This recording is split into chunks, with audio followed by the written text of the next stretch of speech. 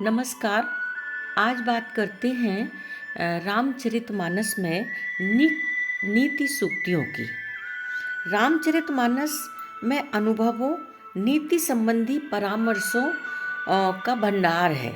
हजारों सालों के अनुभव छोटी छोटी सूक्तियों के माध्यम से जो हमारे समाज के लिए उपयोगी हैं और हमारे समाज को समय के अनुसार ढालने में मदद करते हैं, ऐसी शानदार उक्तियाँ बाबा तुलसीदास ने रामचरितमानस में प्रयोग की हैं।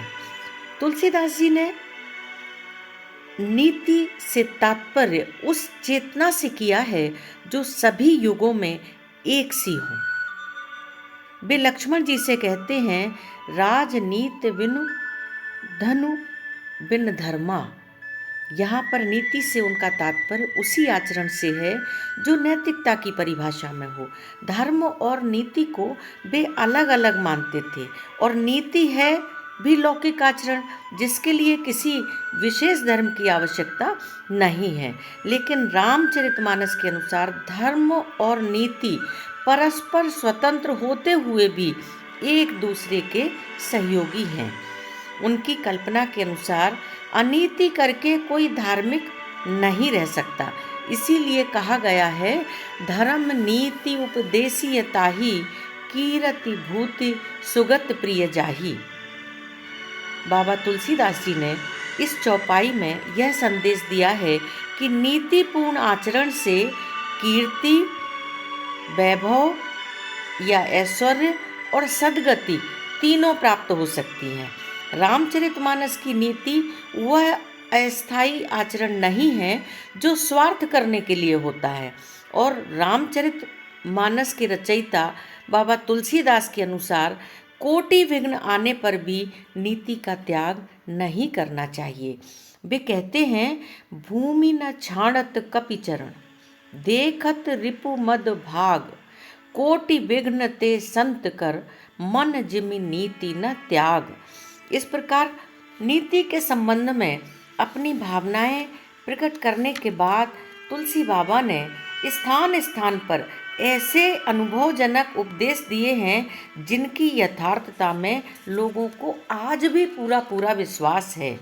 उन्होंने कहा, कवि को विद गावई यस नीति, खल सन कलह नहीं भल प्रीति, बरु भल बास नरक करि ताता, दुष्ट संग जनि देय विधाता, उदासीन नित रहई गुसाई, खल परिहरई स्वान की नाई। तुलसीदास जी इस बात को स्वीकार करते हैं कि संसार के लोग उसी काम को करते हैं जिसमें अपना भला देखते हैं या जिसमें उनका स्वार्थ सधता है। उत्तरकांड में वो कहलवाते हैं, जेहि ते कछु निज स्वार्थ होई, तेहि पर ममता करु सब कोई, पन्न गारी यस नीति, श्रुति संबत सज्जई कहई, पन्न गारी यस नीति, श्रुति सम्मत सज्जन कहई, अति नीचहु सन प्रीति, करिय जानि निज परम हित। जो लोग एक साथ ही प्रेम करना चाहते हैं और उसके साथ ही क्रोध भी दिखाना चाहते हैं, तो ऐसी स्थिति में कुछ भी हाथ नहीं आता। इसीलिए वह कहते हैं, दुई की होई एक संग बुआलू, हसब ठटाई फुलाऊ गालू। कठिनाई में पड़े व्यक्ति के लिए तुलसीदास जी ने धैर्य की सलाह दी है और उनका कहना है कि आदमी को कठिन अवसर पर धैर्य कायम रखना चाहिए। धीरज धर्म मित्र अरु नारी, आपत्ति काल परखिए चारी, धीरज धरऊ तो पायो पारू, नाही तबूढ़ियो सब परिवारू। धैर्य को तो वे इतना ऊंचा स्थान देते हैं कि धर्म के बराबर ही मान लेते हैं। तुलसी बाबा के अनुसार आपत्ति काल में केवल 4 चीज़ें ही सहारा देती हैं, धैर्य, धर्म, मित्र और पत्नी या स्त्री। रामचरितमानस का पूरा ताना बाना इन्हीं नीति सूक्तियों पर बुना हुआ है। राम और लक्ष्मण सीता के हरण के बाद धैर्य के साथ ना बढ़ते तो वे आगे नहीं चल सकते थे। यदि उनको सुग्रीव और हनुमान जैसे मित्र ना मिलते और इसमें मित्रता में विभीषण सम्मिलित नहीं होते तो सफलता कैसे मिलती। उनकी सफलता का सबसे बड़ा आधार, सबसे बड़ा कारण यदि कोई है तो धैर्य।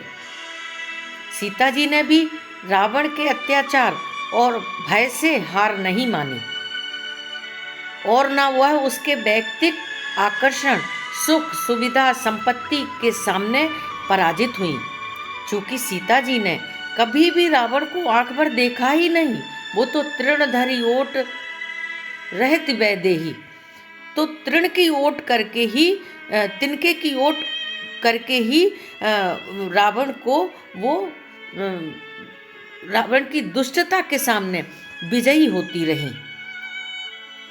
राम का मनोबल इतना बड़ा कि अपने से कहीं अधिक साधन संपन्न, सुरक्षित और बलशाली रावण को थोड़े से सहायकों के बल पर वो हरा सके। तो इस तरह से हम देखते हैं कि तुलसीदास जी ने आपत्ति काल की जो कसौटी रखी है उसमें धीरज, धर्म, मित्र और नारी चारों ने राम का साथ दिया और परीक्षा में वह सफल हुए। यह कसौटी आज के जीवन में भी उतनी ही सही है जितनी उस समय थी जब राम अपनी वनवास कर रहे थे।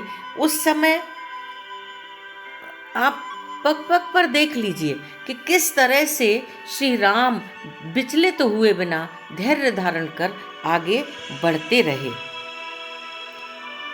जब मंदोदरी रावण से कहती है, नाथ बैर की जे ताहीसो, बुद्धि बल सकीय जीत जाहीसो, यहाँ तुलसीदास जी ने इस बात की चेतावनी दी है कि शत्रु को छोटा नहीं समझना चाहिए। वे कहते हैं, रिपु रुज पावक पाप, इन कह गनीय न छोट करी, रिपु तेज सी अकेल अपि, लघु कर गनीय न काहू। तुलसीदास जी ने 2 बार चेतावनी दी है कि शत्रु को छोटा नहीं समझना चाहिए और न इस बात पर संतोष करना चाहिए कि वह अकेला है, जो बात आज भी हम सब के लिए उपयोगी है। तुलसीदास जी ने एक ओर जहाँ नीति का प्रतिपादन किया है, दूसरी ओर पाखंड की भी घोर निंदा की है।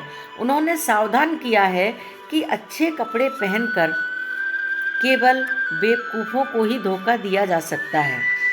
लखी सुबेश जग वंचक जेऊ, वेश प्रताप पूजियत तेऊ।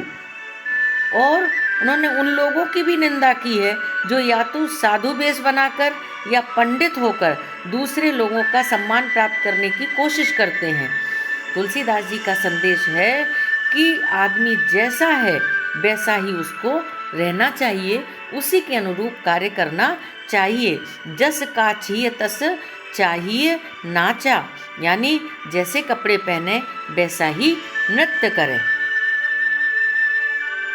यह नहीं कि वेश तो हंस का और काम कौवे जैसा, करतब बायस वेश मराला। रामचरितमानस एक ऐसी रचना है जो मनुष्य को असत्य से सत्य, घृणा से प्रेम, पाप से पुण्य की ओर ले जाती है। लेकिन तुलसीदास जी की इस बात में भी बहुत बहुत बढ़ाई करना चाहिए कि जहाँ उन्होंने राम, सीता, भरत, हनुमान जैसे एक से एक आदर्श चरित्रों का निर्माण किया, वहाँ पर उनके दुष्ट चरित्र भी ऐसे नहीं हैं कि उनके प्रति तुलसीदास जी को सहानुभूति ना हो। उन्होंने उनके जीवन के उज्जवल पक्ष पर दृष्टिपात ना किया हो। उनका कोई भी चरित्र नहीं है जिसको मरते समय आत्मग्लानि न हुई हो। उनके हृदय में अनायास दूसरे को दुख देने का कोई कारण नहीं। वे परिस्थिति विशेष में आकर ही ऐसा काम कर सके हैं। चाहे मंथरा हो, चाहे केकई हो, चाहे मारीची हो, चाहे रावण हो, किसी कारणवश ही राम के विरुद्ध थे। उनके पक्ष में वे कारण हैं जो साधारण व्यक्तियों को भी स्वाभाविक लगते हैं। अवसर पाने पर अपने कृत्यों का भी इन सब ने पश्चाताप भी किया है। जिस रावण के विरुद्ध तुलसीदास जी ने इतना जबरदस्त वातावरण खड़ा किया कि आज भी गांव गांव शहर शहर में उसका पुतला जलाया जाता है, वह रावण भी इतना भला है कि सीता को पकड़कर अपने घर ले तो आता है, लेकिन उनके साथ कोई बल प्रयोग नहीं करता। उसने उनकी इतनी मर्यादा रखी कि उन्हें अपने महल में न रखकर अशोक वाटिका में रखा, जहाँ पर केवल महिलाएं ही उन पर पहरा देती हैं। उनमें त्रिजटा जैसी भी है जो सहानुभूति भी रखती है। रावण कभी रात में अशोक वाटिका नहीं गया, दिन में भी जब गया तो मंदोदरी को साथ लेकर गया। दुष्ट से दुष्ट चरित्र का वर्णन करते समय भी तुलसी बाबा ने अपेक्षा की है कि प्रत्येक व्यक्ति में अच्छे गुण भी होते हैं, और इसीलिए उन्होंने राक्षस परिवार में जहाँ एक और मंदोदरी, विभीषण और मेघनाथ जैसे उज्जवल चरित्र भी दिखाए हैं, उसी घर में सती सुलोचना का वर्णन भी किया है। रावण गुणों से शून्य नहीं है, वह विद्वान है, नीति निपुण है। यद्यपि उसकी इच्छा राम को जीतने की है, फिर भी यदि वह राम से हार जाए तो उसे कोई चिंता भी नहीं होती है। रामचरितमानस के अनेक दोहे आज भी असंख्य लोगों के मुख पर, जिह्वा पर नर्तन करते रहते हैं। भय बिनु होए न प्रीति, काटे पर कदरी फरई, कोटि जतन को सींच, विनय न मान खगेश सुनी, डांटे पई नवनीच। तो इस तरह से रामचरितमानस अनुभवों, नीति संबंधी परामर्शों का भंडार है। रामचरितमानस के अनेक भक्त हुए हैं, अनेक लोगों को कंठस्थ है। उनमें महात्मा गांधी भी अग्रगण्य है।